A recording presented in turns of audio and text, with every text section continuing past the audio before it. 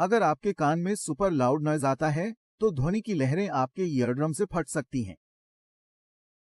ये इसलिए होता है क्योंकि इन ध्वनि तरंगों का दबाव आपके कान के अंदर ज्यादा होता है, और जैसे ही ये दबाव बनता है, ये ईयरड्रम को फाड़ सकता है, जो नाजुक झिल्ली को तोड़ देता है।